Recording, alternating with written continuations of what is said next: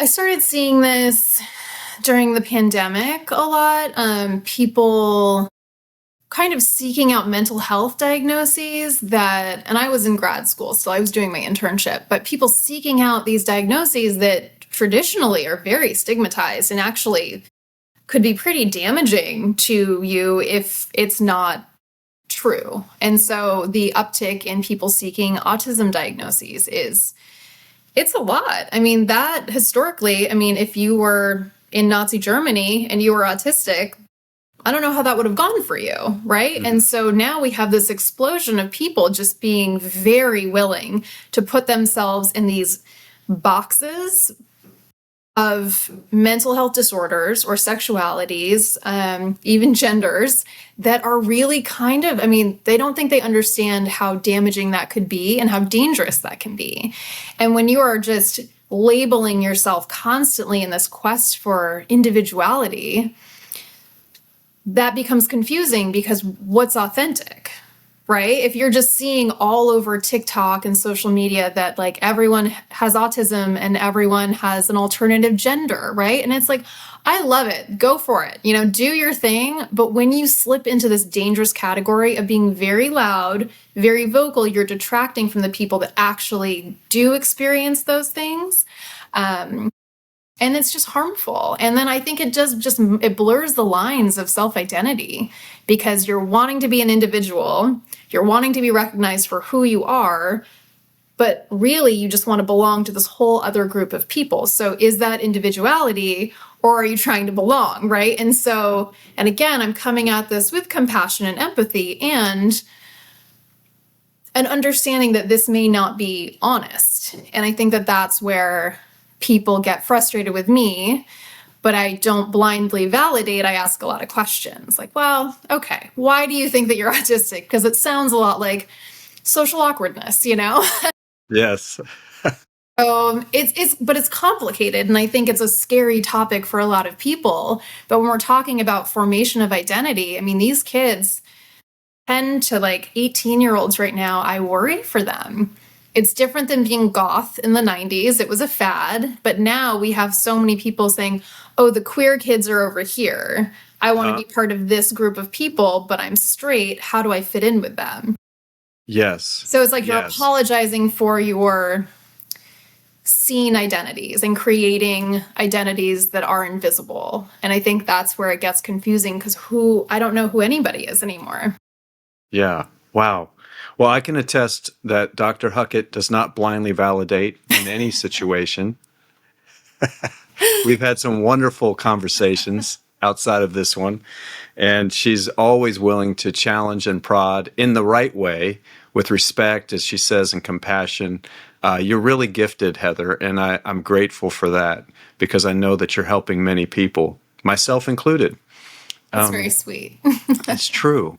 You mentioned the thing I want to unpack now is that what I would describe as longing for belonging that is manifest in, as you describe, I'm going to identify, but I'm looking around with a group that I'm going to identify with, which is sort of a paradox or counterintuitive. And you mentioned social media a couple of times. So what are your thoughts in terms of modern technology and its influence, impact, effect on formation and identity? So I think it's just like any other new thing, right? I think it's a beautiful place to find others that share your perspective on things. And so it can be good, used for good or evil, right? However you want to label it. I love that knowledge is at your fingertips. I love that you can have a curiosity and you can explore it. I think where it gets dangerous is where there's a lot of misinformation. In every category, right? There's so much misinformation and people tend to diagnose themselves on the internet now. They're like, oh, I saw this TikTok and I totally identified with everything they said. How is that possible, right? There's no pause to say, how is that possible that everything this TikTok person just said is real to me? And so I think it creates a cloud that people start walking through, which is concerning because then how do you ever understand what's really your thought And what is the thought that you're adopting? What is your personal story and narrative, and how are you trying to make other people's perspectives and narratives fit into your world? And so it can be great, but it can also just be such a challenge. And you're talking to 13-year-olds who are having all of these different identifications, like sexualities. And it's like, whoa, why are you even thinking about this? Like, I love it if it's authentic to you, that is amazing. But there's a big chance because you're 13 years old, you don't actually have any understanding of sexuality yet. And so it's sad that they have to think like that now. I think it's making kids grow up way too fast. Yeah.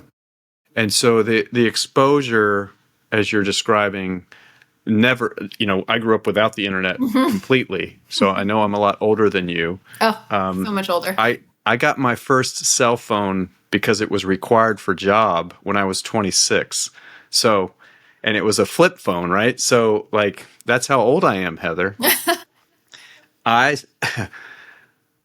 There was no email when I was in college until the tail end of my college days. Anyway, good old AOL, send out the CD.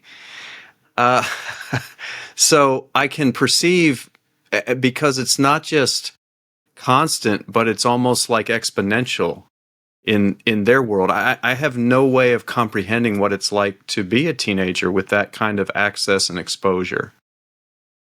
And it's not just access and exposure to the things they're seeking out. Right. There's so many other things. There's a ton of other inputs that are now like they all have access to the kid or to the individual, right? And so there's no way of really regulating any of it, And but then if we start saying you can only do this, you can only look at these specific sites, then all of a sudden we're oppressing. Sure. And the forbidden fruit is always a phenomenon that humans are desiring. Right. Exactly. Especially young people. Especially, yeah. And so especially like now with people wanting to be recognized by their invisible identities, like we used to be able to say, okay, like you're a man, I am a woman, and now we have a bunch of other gender identities, which are very invisible, right? And so we want to be respectful, and we can't know what we don't know. And the same thing with sexualities. I mean, I can't tell you how many times people come into my office, and I have a PhD in this, and I have to write down the sexuality they said and Google it afterwards because I've never heard of it. And then it muddies the waters too much. And there's so many different ways of identifying now that I don't think people know how to sift through and be confident with themselves and the choices that they're making.